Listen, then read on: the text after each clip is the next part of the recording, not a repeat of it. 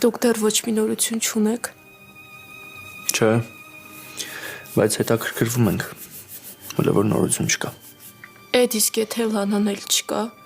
եթե Կարենը սպանել է իրան։ Բայց իր նպատակը ուրիշ բան է եղել։ Ուղղակի ինքը տենց է ներկայացել, որ դու չհասկանաս, թե իրականում ինքը ով է, որ չհիշես։ Այսինքն Էլիզնորուն կամաց սկսում է ընդունել Արշակին։ Ու պապատ կկարողանա ինչ-որ բան փոխել, այս իրավիճակը փոխել,